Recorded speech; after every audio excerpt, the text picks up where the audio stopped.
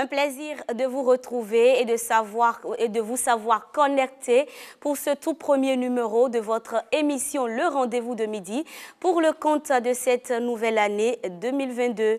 Mon unique vœu pour vous, c'est la santé. Bonjour et bienvenue.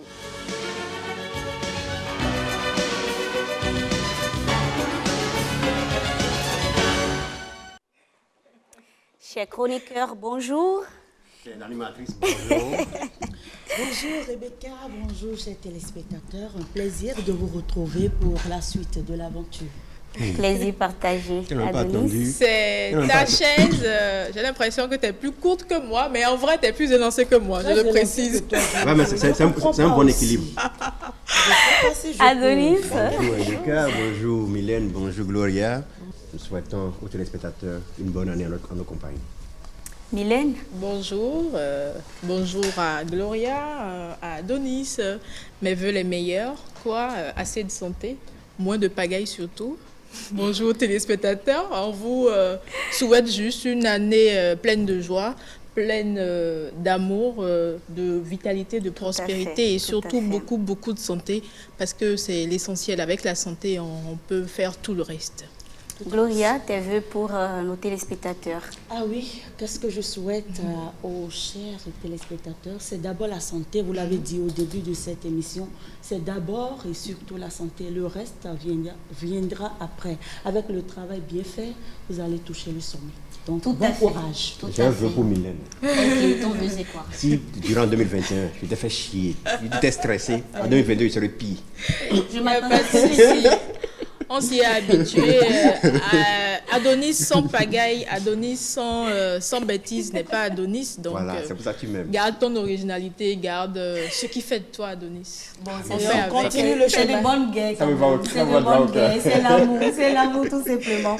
Alors aujourd'hui dans E-Tech, je vous amène à la découverte de l'application Shizimo, une application créée par un Béninois qui est spécialisé dans la vente et la location d'appartements au Bénin. L'application vous donne des renseignements précis sur votre goût, ceci sans vous déplacer. Son promoteur nous parle ici de l'application, mais surtout du fait marquant derrière une telle innovation.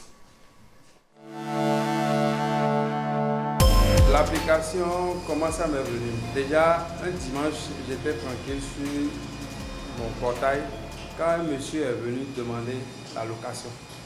S'il y avait des chambres à louer là où j'étais. Et je me suis dit, ce monsieur-là, va voir maintenant, il a le boulot le lundi, mais en même temps, il se balade à moto, tout ça, pour chercher de location. Alors, il va encore reprendre le boulot le lundi, tout fatigué.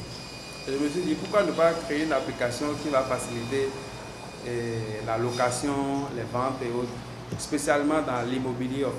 Donc, c'est de là l'idée m'est venue. Et aussi, ce qui se passe aujourd'hui avec les démarcheurs où il faut se balader, payer, leur donner des indemnités et tout ça. C'est ce qui m'a poussé à avoir une idée de créer une application qui va faciliter tout le monde. Du plus bas prix au plus haut prix, en fonction de ce que vous recherchez.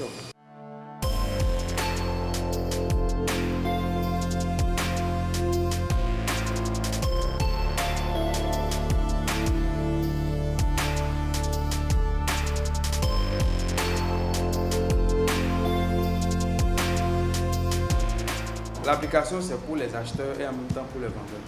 Celui qui souhaite acheter, il va, ou bien celui qui souhaite louer, il va sur l'application et il fait son choix, il peut écrire ce qu'il cherche réellement et tout ça va s'afficher parce qu'il y a des recherches filtrées. Voilà. Maintenant, pour celui qui cherche à promouvoir son bien, il peut aller sur ça et publier une petite annonce. Si les gens sont intéressés, ils peuvent le contacter. Tout ça, ça facilite les déplacements avec les démarcheurs et tout ça. Et ça permet à ce que vous ayez en quelques clics ce que vous recherchez en fait. Pour avoir l'application, pour les téléphones Android, il faut aller sur Play Store pour télécharger l'application. Et pour les téléphones iOS, il faut aller sur Apple Store pour avoir l'application. Vous allez sur ça, c'est gratuit. vous téléchargez, vous installez, vous inscrivez et vous pouvez déjà commencer à publier ou à rechercher ce que vous voulez.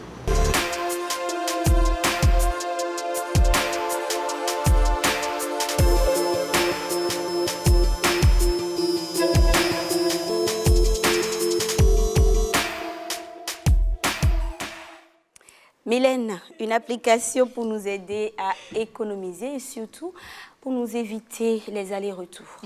À économiser dans tous les domaines, hein, on perd moins de temps, on perd moins d'unités, moins de sous, surtout parce qu'on le sait, c'est très difficile de trouver un nid douillet ou aménager ici à Cotonou. Surtout quand tu n'es pas du tout disponible, quand tu es occupé comme nous autres, où tu as des heures où tu dois être au boulot, des heures où tu arrives à te libérer. On sait très bien qu'avec les démarcheurs, ce n'est pas du tout facile, ce n'est pas la joie. Et moi, sincèrement, il faut le dire, pour être sincère, il m'agace. Ça m'énerve parce que je n'ai pas cette patience. Quand on te dit, ben voilà, je cherche une chambre, voilà mes critères. Le gars, il va chercher, ça n'a rien à voir avec tes critères. Mais ils font ça aussi exprès, parce qu'il y a aussi un prix pour les frais de visite qu'il faut payer. Donc, le gars, il te dit, ben voilà, j'ai trouvé une chambre, tu cherches peut-être une chambre avec véranda ou vue sur la mer. Il te cherche peut-être il te trouve une chambre avec vue sur, je sais pas, sur un cimetière ou je sais pas trop quoi. Vue sur les toilettes.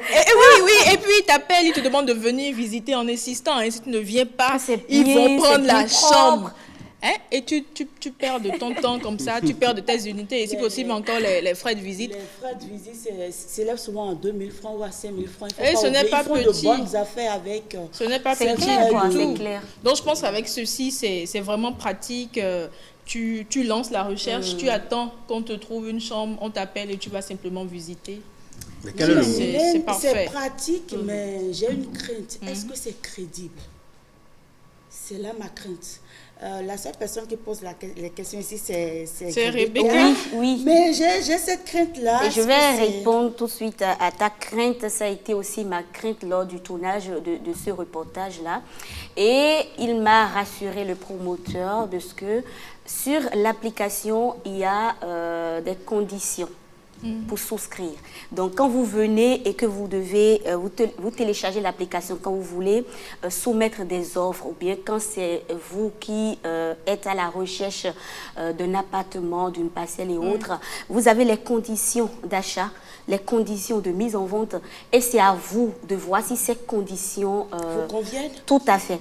Maintenant, eux, ils ont aussi un comité qui se charge de trier, de faire le filtre de toutes ces personnes-là qui viennent vers eux. Parce qu'on a vu des applications dans ce pays, on a déposé de l'argent en ligne, on ne va pas entrer dans ça. Toujours à la recherche d'un appartement. Non, pas ça. Ça m'étonne parce que là, c'est une première. En fait. Non. Ici, il n'est pas question d'argent, en fait. Tu viens sur la plateforme, exactement, tu viens sur la plateforme. C'est comme il y a eu... C'est quand tu es satisfait que tu débourses de l'argent. Tu ne payes pas en ligne, c'est ça? Non, tu ne payes rien du tout en ligne. C'est une application qui te permet juste, tu renseignes juste ce que tu veux. Comme appartement ou bien comme maison, mais comme terrain à louer, à vendre ou à louer, acheter, pardon, ou à louer. Et en compte tenu de tes critères, on va vérifier dans la base de données s'il y en a qui sont venus proposer pour pouvoir te vendre ça. Dans le même temps, tu peux aussi proposer ton propre terrain que quelqu'un d'autre va venir acheter. Donc, il n'y a pas de transaction en ligne là. C'est juste pour que vous vous accordez en ligne, pour vous dire, bon, ça m'intéresse, je suis prêt à venir visiter. Donc, c'est à peu près cela. C'est pour éviter que tu ailles, que tu reviennes, que tu ailles, que tu reviennes, pour pouvoir dépenser inutilement de l'argent que cette application là, vous empêchez les démarcheurs de faire de bonnes affaires. Qu'ils soient professionnels.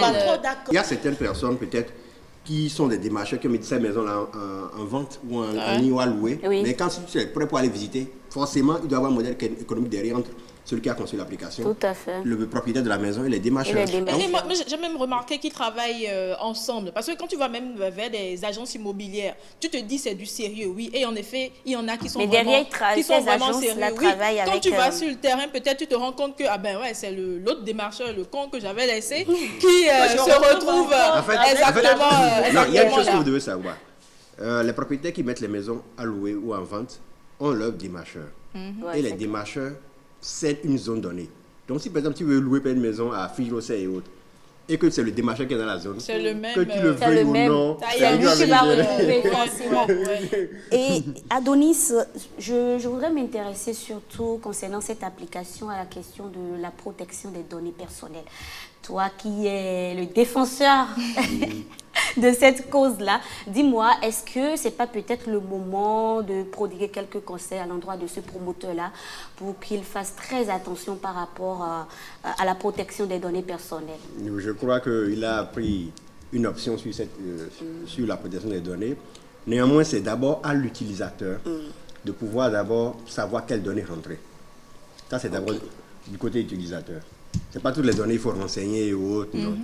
D'autre part aussi, en tant que concepteur, il a pris certains garde-fous, certains pare-feux pour pouvoir bloquer les intrusions diverses et autres. Maintenant, l'autre pan, c'est la protection des données, comme tu l'as dit. J'espère qu'il a pu faire la démarche au niveau de la CNIL pour pouvoir mieux encadrer les données personnelles des utilisateurs. Et maintenant, peut-être, si par exemple je viens sur l'application aujourd'hui, j'ai téléchargé et que j'ai trouvé ce que je veux, est-ce qu'il efface les historiques, mais les données des personnes, voilà, pour éviter de les garder. Donc il y a tous ces facteurs-là que j'espère qu'il prend en compte, parce que je ne veux pas voir m'inscrire sur une application et peut-être que je reviens encore 3 mois ou un an après, je revois encore mes données encore dessus, c'est pas très intéressant. Ce qui est, en espérant qu'on lise aussi les conditions d'utilisateur. Tout le monde ne lit pas. C'est ça, c'est surtout ça. Presque personne d'ailleurs, on n'a pas le temps. Non. Et puis moi je me demande, tu le permets, je me demande souvent si c'est pas fait exprès, parce que c'est long. Mais résumé en quelques phrases. Non, c'est vraiment long. Parce que quand tu vas au niveau de la justice, il y a point par point, point par point. Est-ce que ça a été respecté? C'est ça.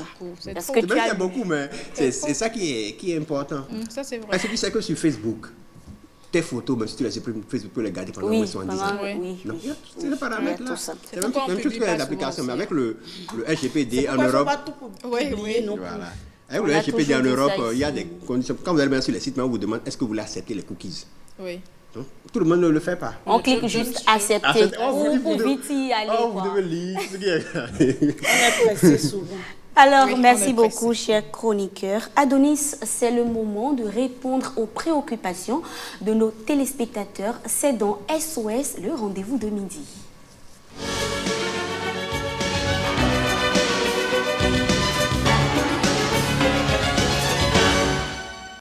Adonis, notre préoccupation du jour, on parle de la mutation de nom pour les parcelles. Déjà, mutation de nom en termes clairs. Bon, avant de te répondre, Rebecca, c'est une question de Léopold Humpert. D'accord. Explique que comment vous faites la mutation de nom de parcelle achetée. Quand on parle de mutation, ça veut dire changement. C'est-à-dire que c'est quand vous achetez une moto ou une voiture deuxième main. C'est la même chose avec une parcelle. La parcelle au départ n'était pas en votre nom. Quand vous l'achetez, vous devez changer le nom. Le nom, voilà, tout à fait. La mutation de nom. Le changement de nom. Eh bien, on parle maintenant de la procédure. Oui. La procédure, les conditions dans lesquelles on peut acquérir une parcelle au Bénin. Oui. Vous devez savoir que pour acheter une parcelle, il ne suffit pas de dire, bon, j'ai une parcelle à vendre, amène l'argent, je prends et tu as ta parcelle. Non. En fait, souvent quand on fait ces genres de transactions et on dit demain on ira régulariser, c'est ça qui amène pas plus tard les problèmes. 10 ans après, un héritier peut dire cette parcelle est à mon papa et ça commence les longues files et les longues procédures. Et c'est d'ailleurs pour ça que la même parcelle peut être vendue à 10 personnes. Voilà. En fait, chacun doit comprendre que qu'acheter une parcelle ne doit pas se résumer sur s'entendre sur une parcelle INS, payer l'argent au vendeur et remettre à plus tard les formalités administratives. Pour procéder à une acquisition foncière, il y a des précautions à prendre. D'abord, ça concerne la nationalité.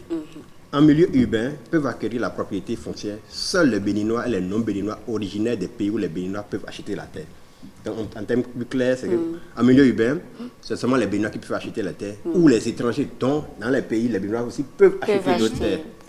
Or, en milieu rural, ce n'est que les citoyens béninois ou les personnes morales de droit béninois qui peuvent acheter ces terres-là. Donc, un Togolais ne peut pas acheter une parcelle, par exemple, dans un village reculé du Bénin. Non. Le premier niveau, après la nationalité, c'est qu'il faut aussi s'assurer que la personne qui vous vend la parcelle est détentrice du titre foncier ou bien d'une attestation. Si la personne vient vous vendre une parcelle et qui n'a aucun de ces documents, ça vous savoir que directement que la personne est venue vous blayer.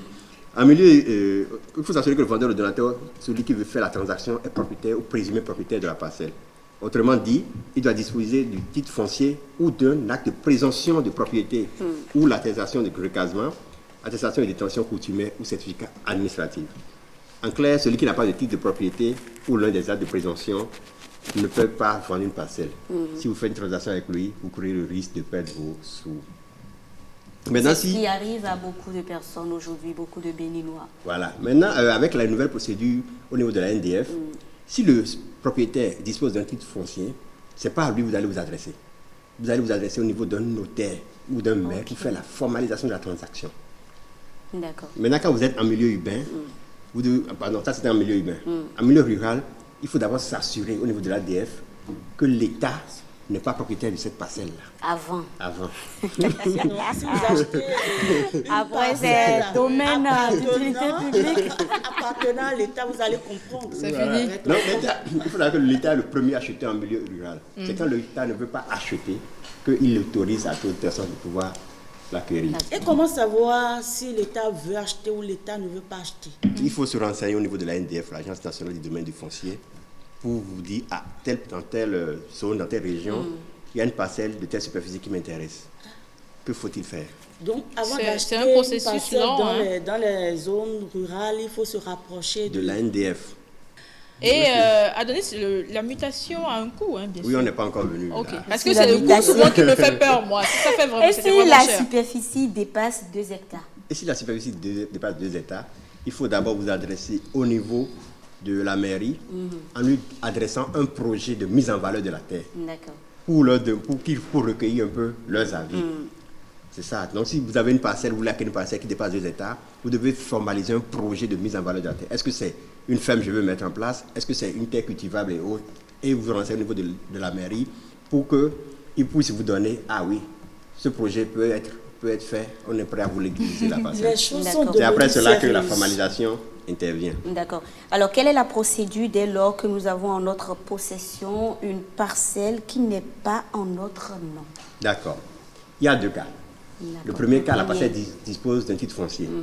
Dès que vous avez le titre foncier, il faut vous renseigner au niveau du notaire pour pouvoir lancer la formalisation, le changement de nom.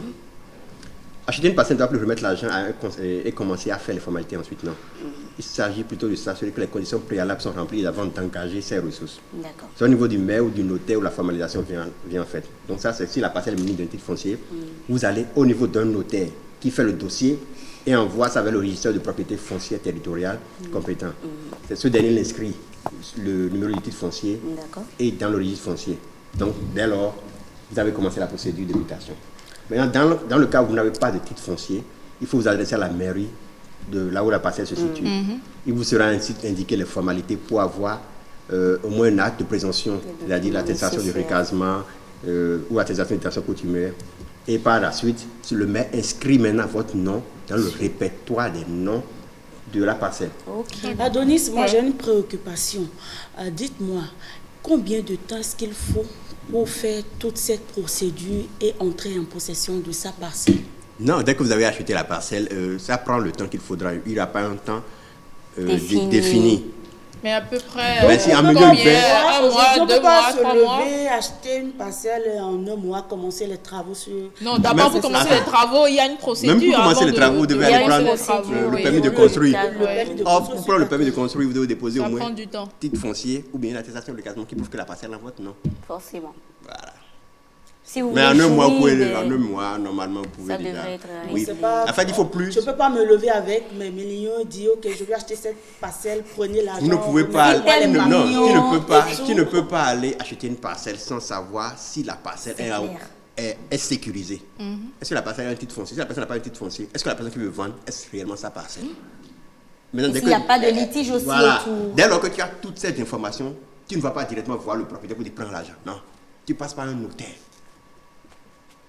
Ou un maire, si c'est dans le milieu rural. Les parcelles familiales, qu'est-ce que tu me dis? Les parcelles familiales, même si c'est une parcelle familiale, c'est une personne qui a acheté. C'est au nom de quelqu'un. Le tout premier. Le tout premier. Avant. Le papa. Voilà. Donc, si vous voulez aller faire une mutation, vous devez garder les papiers de la parcelle ainsi que les papiers qui prouvent que vous êtes soit le fils, ou soit l'héritier, ou soit la personne successeur de bien, je crois, pour pouvoir gérer cette parcelle. Donc, tu ne veux pas te lever pour dire, bon, toi, tu es peut-être la Benjamin, et tu dis, bon, je vais aller voir la parcelle de papa et autres. Non, ça ne peut plus marcher. Ça ne se fait plus. Ça ne se fait plus. Ça ne peut plus marcher.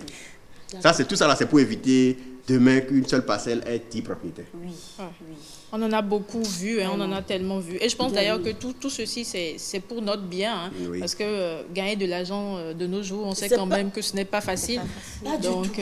acheter une parcelle, non. Il faut vraiment que ce Prendre soit son sécurisé. temps. Oui, il faut que ça Avoir prenne le tous temps les qu'il faut. documents Oui, nécessaires. avant de le faire. En fait, pour le coup, il faut vous adresser au niveau du notaire qui vous donnera, en fonction de la superficie et en fonction de la zone, les coûts de mutation de nom. Oui.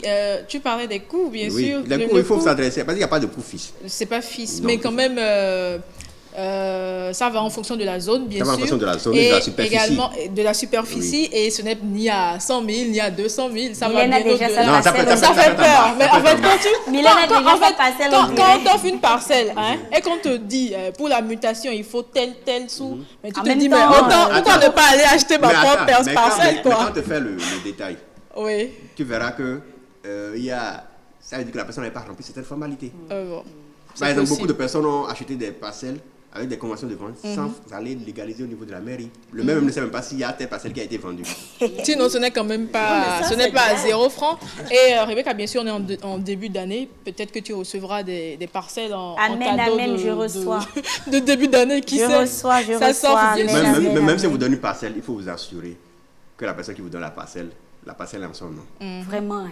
Ou la personne. On est au Bénin quand même.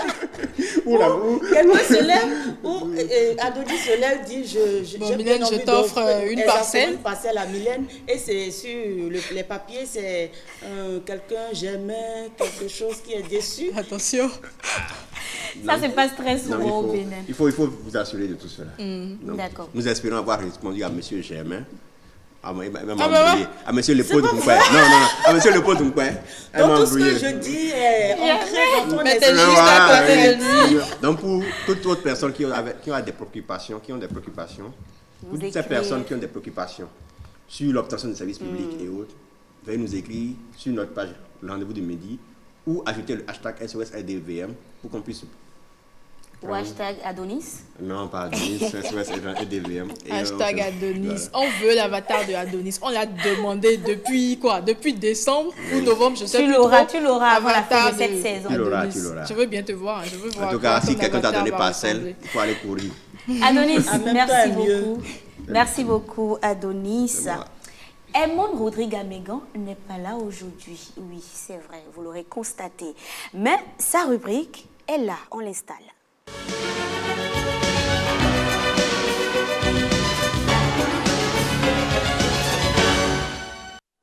Aujourd'hui, chers chroniqueurs, dans Pêle-mêle, nous abordons un sujet, un fait de société assez récurrent. Je vais vous lire cet article et on va mener le débat autour. Vous êtes prêts? Allez-y. Alors, nous sommes en Côte d'Ivoire. Une mère a déposé son enfant sur les rails dans cette fraîcheur aride de l'Harmattan et sans couverture dans le nord de la Côte d'Ivoire afin qu'il soit écrasé par le train. Le conducteur du train confie que dans sa vitesse, il a constaté 4 petits membres en rouge gesticuler. N'ayant pas pu freiner, il est passé sur le bébé et est allé se garer à au moins 500 mètres. Nous sommes tous descendus pour voir, donc c'est le conducteur qui parle bien évidemment, nous sommes tous descendus pour voir de quoi il s'agissait. Surprise, un bébé intact en pleurs sous les wagons. Miracle, aucune égratignure. Wow. Voilà, c'est un Wow. miracle, Wow. c'est un Wow. miracle. Est-ce que c'est... Allez-y. C'est un miracle et j'en viens justement à cette question hein, qui brûle. Ça brûle vraiment, ça brûle. Mesdames, vous êtes des femmes, bien évidemment. Mylène, qu'est-ce que tu penses de ce fait-là? Selon toi, qu'est-ce qui peut pousser une femme, qu'est-ce qui peut amener une femme à abandonner son bébé sur les rails? Mylène, avant de répondre, Ouais. Rebecca, tu peux reprendre. Mesdames, nous sommes des femmes. Adonis, on va m'embrouiller ici. Mylène, Non, on mais t'écoute. je suis sans voix. Est-ce que j'ai mon avis à donner là? Je ne pense pas. quelles sont les raisons qui peuvent amener une femme à faire ça? Je pense qu'il n'y en a pas.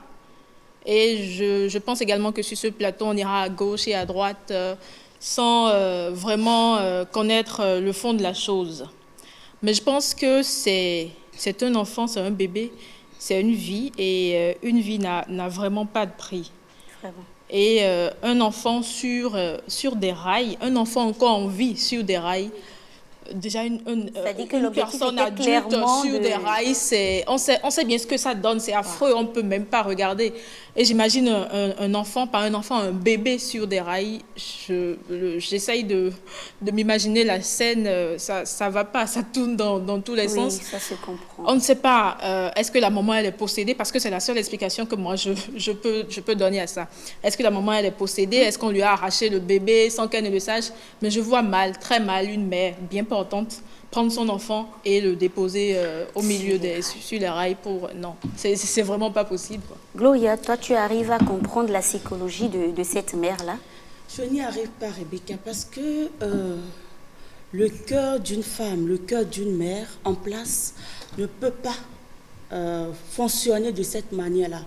L'enfant que tu as pu garder pendant au moins 9 mois, tu l'as entretenu parce que c'est un bébé de moins 6 mois. J'ai vu l'image, c'est un bébé de moins 6 mois. Tu le prends, tu vas le déposer sur les rails afin qu'il soit écrasé. Moi, je me dis, quel que soit le problème, quelle que soit la situation dans laquelle elle se retrouve, mais elle peut se rapprocher des orphelinats, elle peut solliciter des aides, on peut l'aider à contribuer à l'éducation de son enfant. Mais pourquoi déposer une vie sur la route de la mort? Je ne comprends pas. Mon cœur saigne. Si cet enfant n'avait pas toute la chance, regardez, c'est pas possible, tout simplement. Je perds la voix, Rebecca. C'est normal, ça se comprend.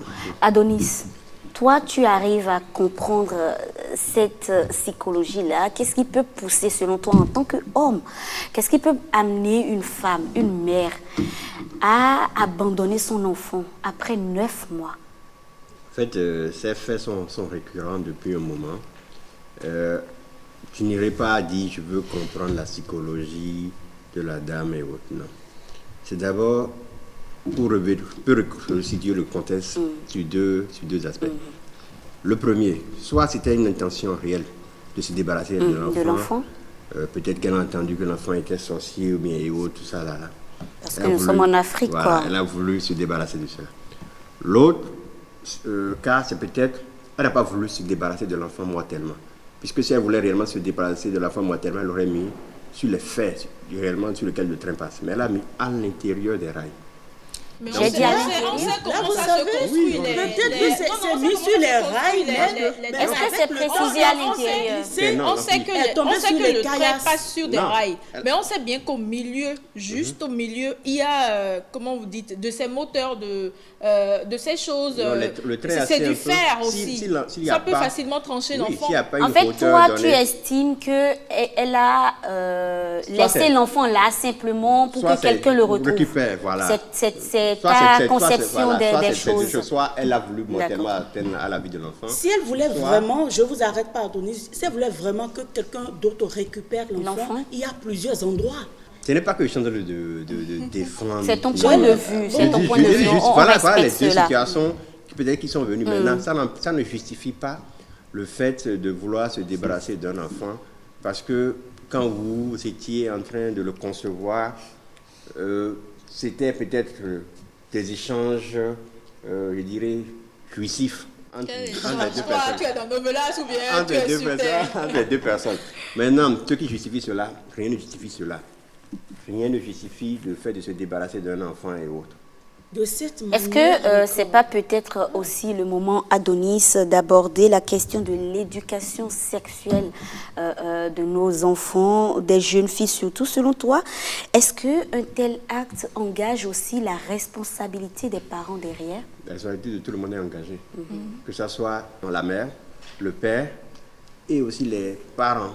Parce que je commence d'abord par les parents. Si peu de parents africains aiment discuter sexualité avec les enfants. Les enfants. Parce qu'il y a certains signes qui ne trompent pas. À 14 ou 15 ans, il y a certains changements au niveau de la fille. Même au niveau du garçon, il y a des changements. Mais on préfère rester là pour que le truc parfois arrive avant de pouvoir venir jouer au sapeur-pompier. Or, on aurait pu rester en avant-garde pour dire, bon, ma fille, il y a des changements que je suis en train d'observer, c'est toi, fais ci, fais ça, fais ça. Ne tombe pas enceinte à tel âge et autres. Ça, c'est un. La seconde chose, c'est au niveau des enfants, des garçons aussi. Mon enfant, si tu veux réellement faire, tu dois attendre d'avoir tel âge et autres. Et quand tu le fais, il faut assumer. Ça, c'est fini avec les parents. Au niveau de la femme. Peu importe la situation qui y a, si tu ne veux pas garder un enfant, il y a plusieurs façons de pouvoir mieux lui donner une meilleure éducation. Au niveau de l'homme, c'est sûr qu'il a su que sa compagne était enceinte et qu'elle a accouché. Parce que quand vous voyez les images qui ont été publiées sur la toile, oui. L'enfant là doit au moins avoir 2 semaines ou 3 semaines, voire un mois. Donc l'enfant a eu le temps de venir au monde, de rester auprès de sa mère. De sa famille. Donc il y a tout ça. Donc c'est ce que je dis, la responsabilité de tout le monde est engagée. Ce qui est sûr, c'est qu'on ne pourra pas comprendre. Nous, d'ici, on ne pourra pas forcément la responsabilité de tout le monde est engagée, oui. Que ce soit parents, mais autres, enfants, tout. Si Mylène, la responsabilité de tout le monde est engagée quand il s'agit d'un enfant, aussi bien on parle des parents, on parle du petit ami, on parle de la femme.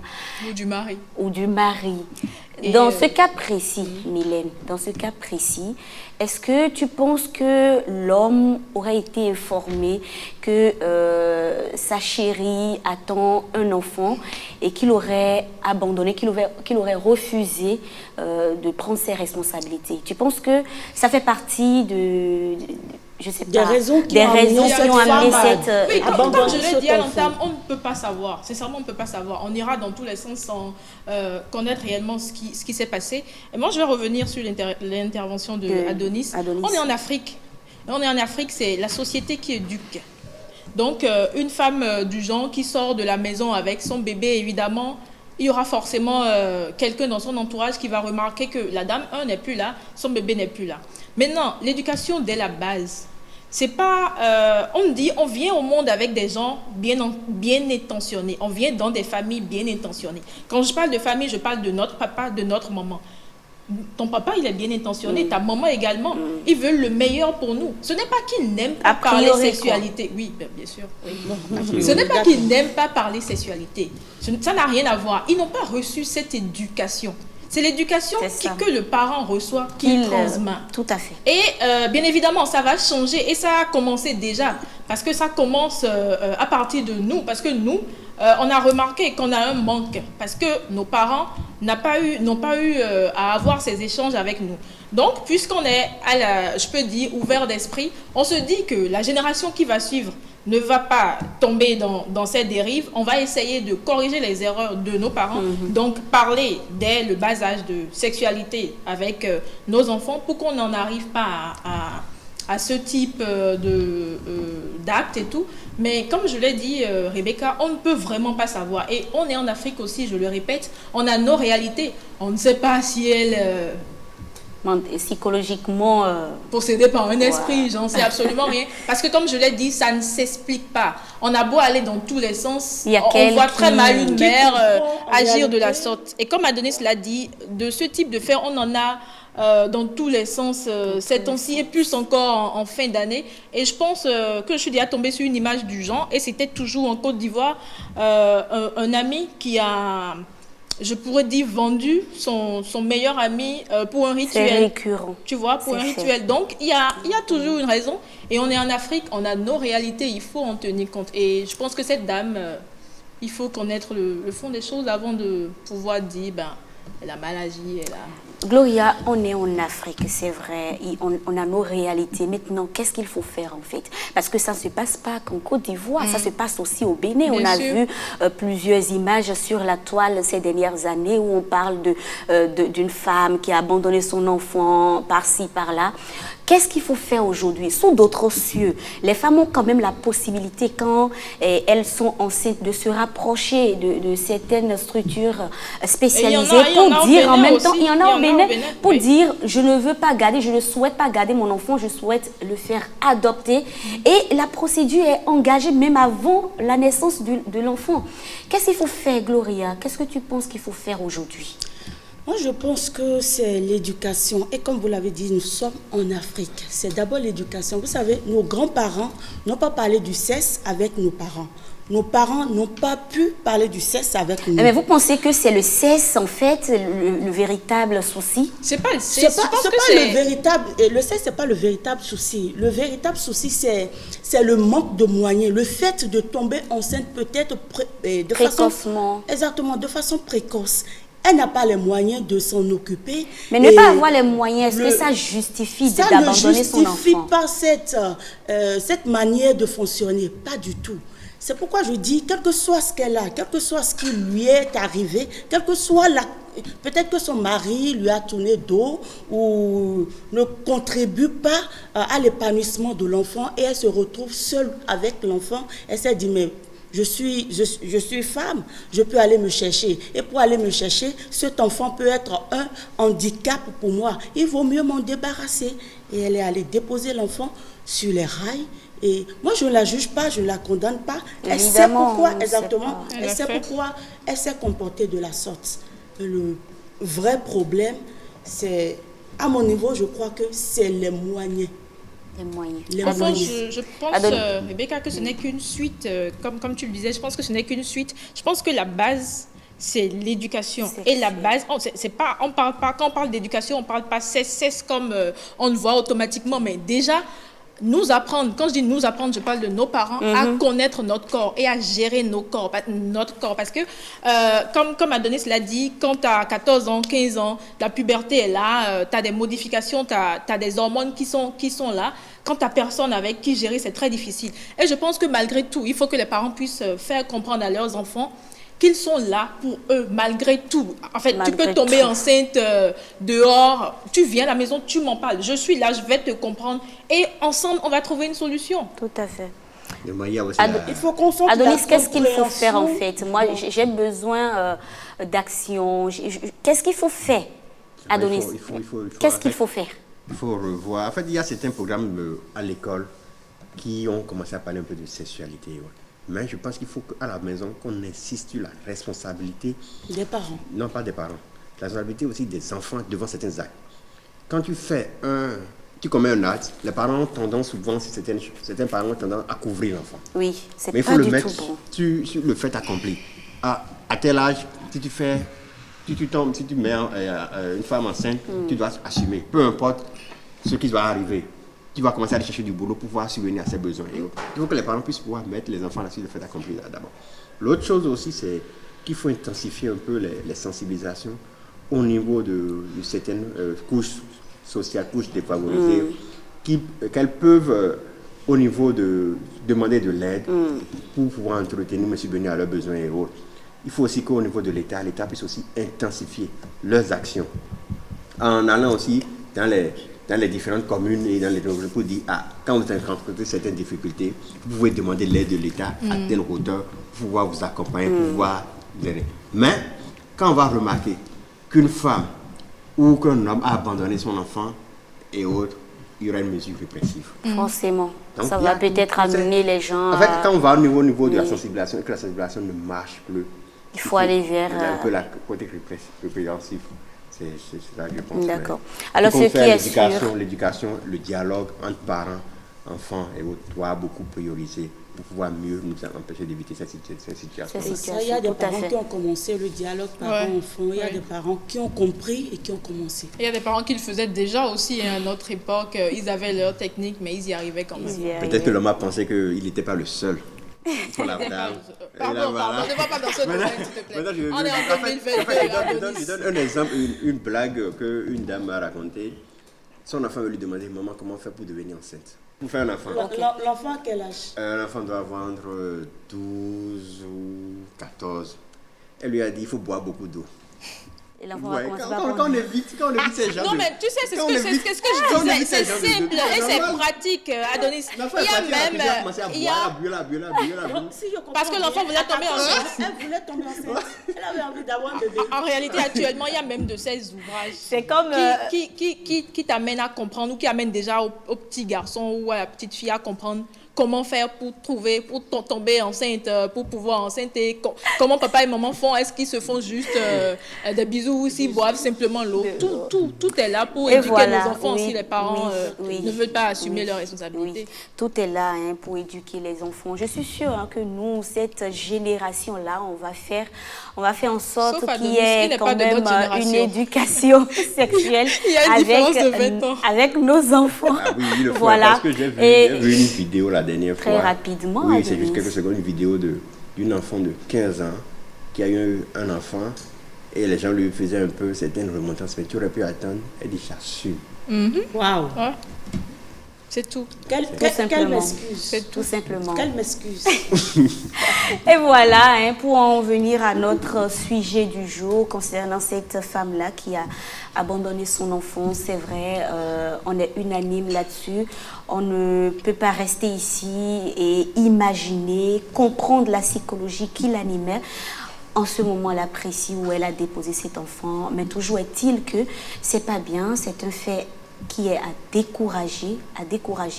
Quand vous avez un enfant très jeune, rapprochez-vous des structures compétentes pour pouvoir connaître la procédure à suivre pour tout simplement permettre à cet enfant de vivre aussi longtemps parmi nous. Voilà, parce que l'enfant n'a pas demandé à naître, tout simplement. Et c'est le moment, Mylène, Je voulais te dire que dans d'autres courants, on te dira que l'enfant demande à naître. Et qu'on a vu. Oui, l'enfant a demandé à venir. On va pas rentrer dans tout ça. C'est le moment d'installer notre référence du jour.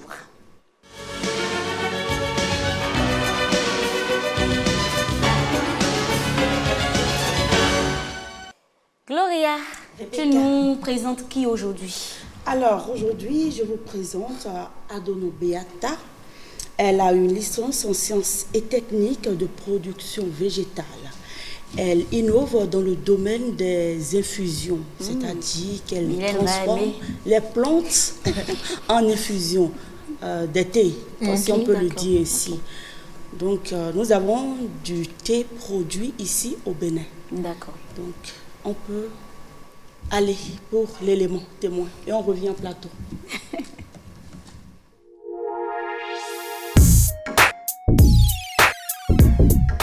Je suis Beata Adono. J'ai fait une licence en production végétale et un master en technologie alimentaire. Voilà. Et je suis la promotrice des infusions naturelles. Aujourd'hui, je suis en entrepreneuriat, tandis que j'ai fait une formation pour travailler soit dans un laboratoire ou pour une entreprise quelconque. Donc, dès que j'ai senti la nécessité de me lancer dans l'entrepreneuriat, il m'a fallu refaire une formation complémentaire en gestion d'entreprise et tout ce qu'il faut pour quand même mieux gérer l'entreprise aujourd'hui.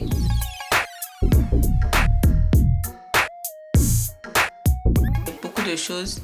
C'est d'abord l'opportunité qui s'est présentée à moi pendant que j'étais en formation après ma licence dans une ferme où je vendais les plantes aromatiques et médicinales. Les clients éprouvaient beaucoup de difficultés à conserver les plantes parce qu'avec le temps, elles perdent l'arôme, le goût et tout ça. Et pour les aider à quand même bénéficier de toutes ces vertus et toutes ces caractéristiques de ces plantes, j'ai développé alors une technologie qui permet de les avoir sous forme d'infusion, c'est-à-dire de thé. Et dans le même temps, la demande en thé a beaucoup augmenté les 5 dernières années selon les statistiques de Nkontrade de plus de 30%. Donc c'était en même temps une opportunité et un besoin qui se posait au niveau des utilisateurs de ces plantes aromatiques.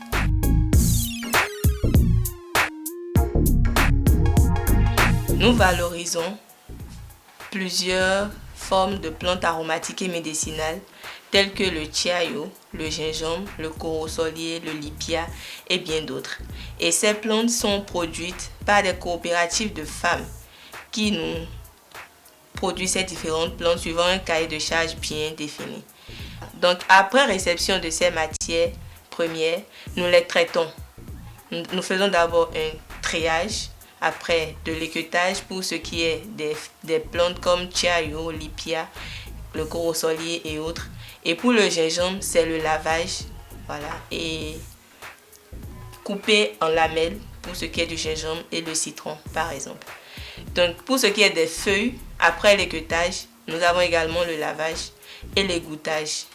Il faut faire couler l'eau suffisamment avant d'amener au niveau de l'étuve.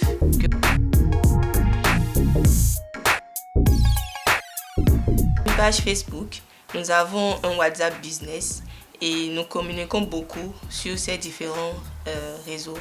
Et nous avons très souvent des commandes à travers ces réseaux. Et dessus, il y a nos contacts, notre situation géographique. Et tout cela contribue en réalité à mieux nous joindre.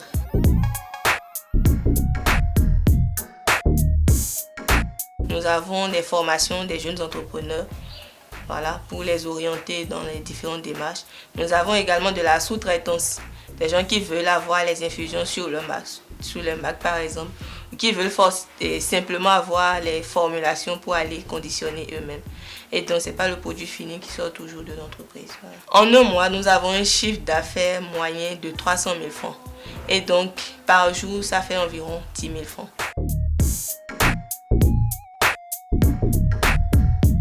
Nous allons catégoriser 2 grands niveaux, à savoir les relations avec les fournisseurs, surtout de nos différents emballages, qui souvent sont importés et donc ne respectent pas forcément les qualités requises ou les qualités qu'on nous a fait voir en image.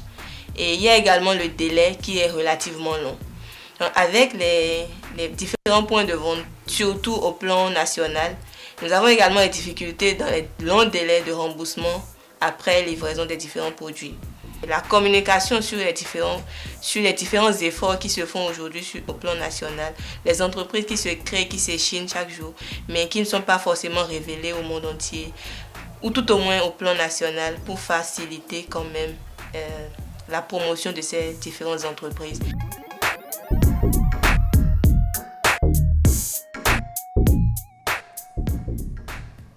Adonis, tu aimes les infusions? Ça dépend des infusions. Il y a des infusions qui vous permettent de digérer. Si c'est ça, oui. Et à part ça, tu veux pas perdre de poids? Donne-moi un exemple, s'il te plaît. Donne-moi un exemple d'infusion qui t'aide à digérer. Il y a les thés verts.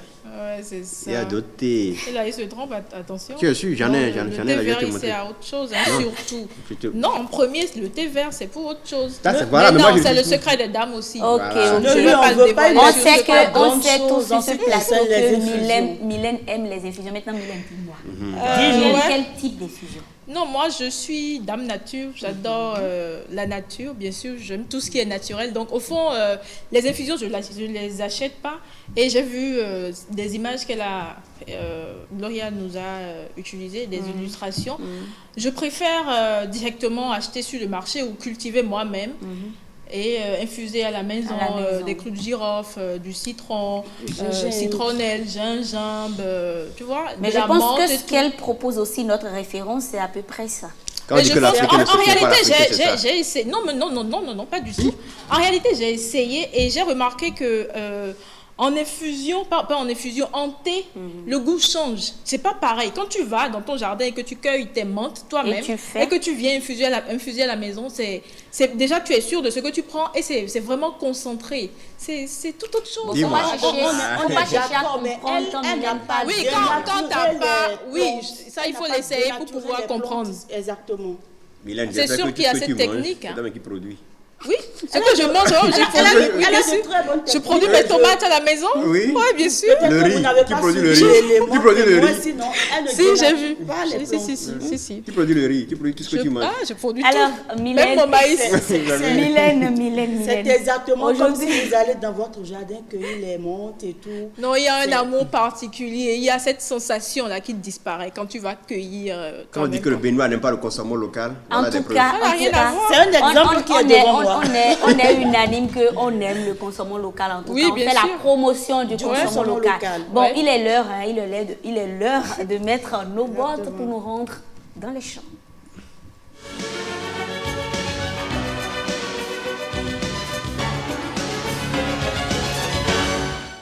Hélène, ça pousse quoi aujourd'hui?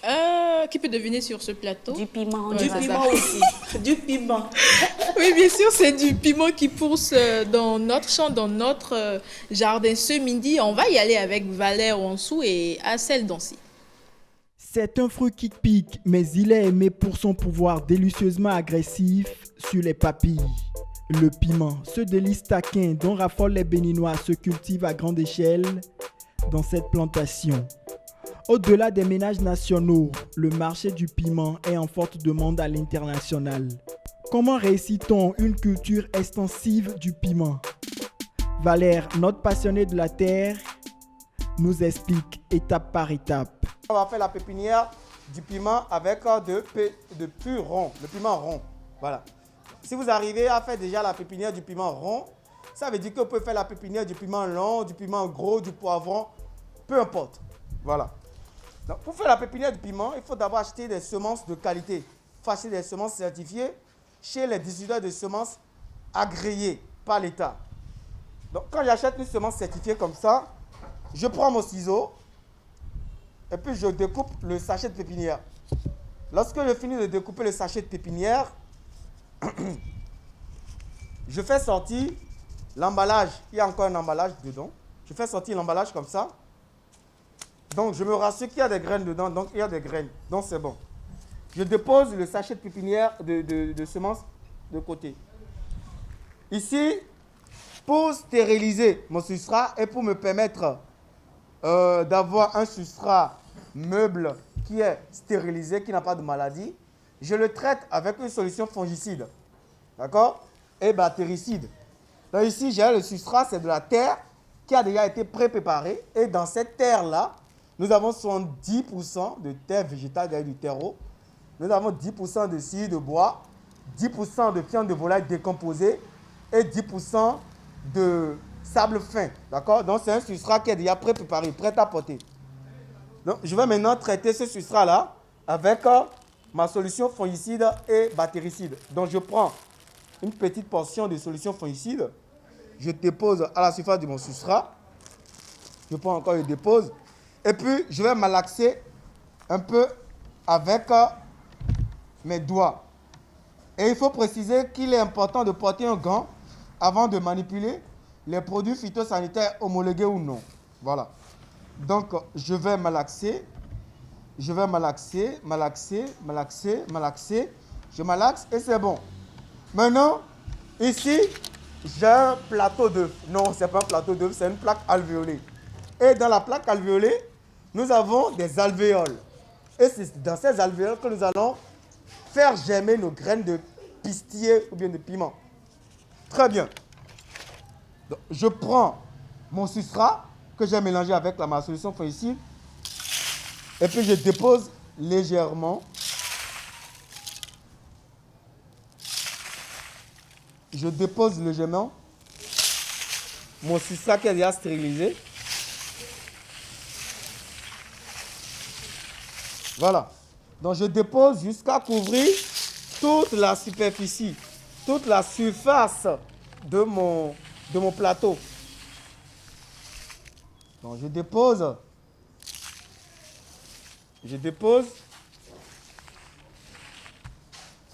Je vais remplir ma plaque alvéolée complètement. Je vais complètement remplir ma plaque alvéolée.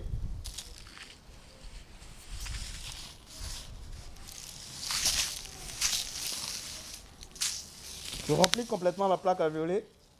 Alors, après avoir rempli la plaque alvéolée, maintenant je vais arroser avec un pulvérisateur. La deuxième étape est classique, mise en terre de la graine et arrosage.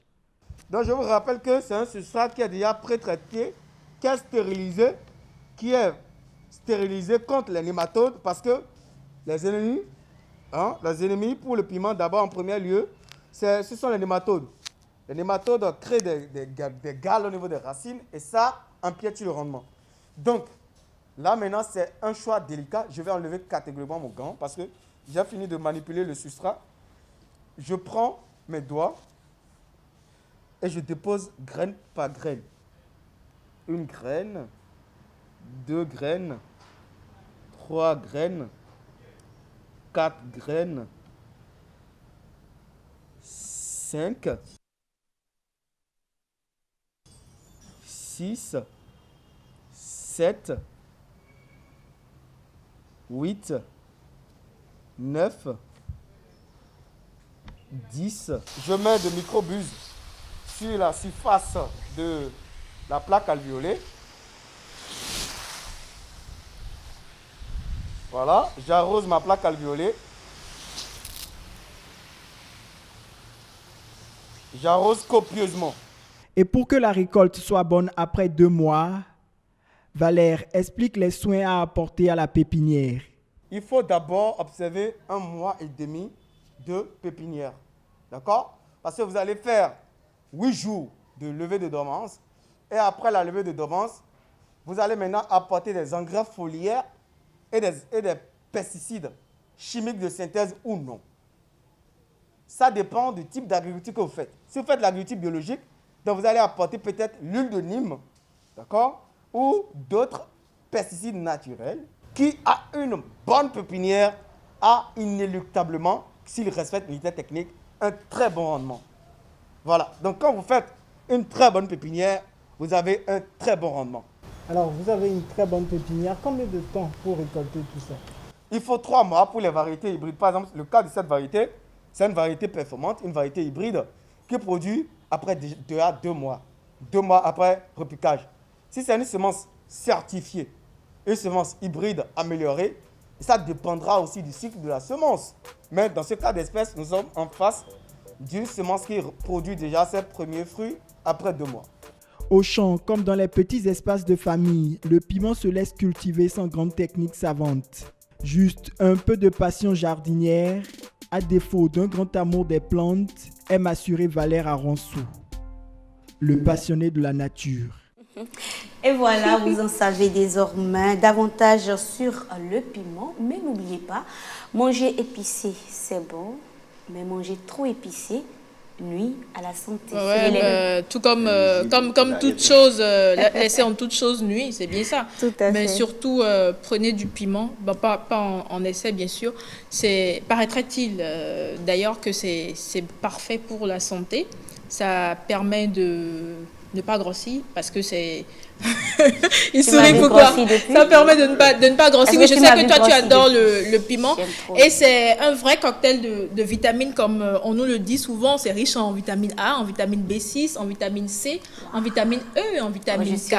Et c'est un puissant antioxydant. C'est pas pour rien que Rebecca adore le piment. Et qu'elle brille. Sinon, c'est aussi dans son sang. Hein. Elle ne va pas grossir, elle ne va jamais grossir. Ça dépend de quel piment. Si tu amènes le piment rouge de là-bas. Merci. Il faut pas en abuser, c'est l'essentiel. C'est l'essentiel. Sinon, on sait où on se retrouve, hein, bien sûr. Ah oui, on le sait. Mylène, merci beaucoup. Chers chroniqueurs, merci. Et voilà, le temps est épuisé. Merci de nous avoir suivis. Le rendez-vous, c'est pour demain à 12h.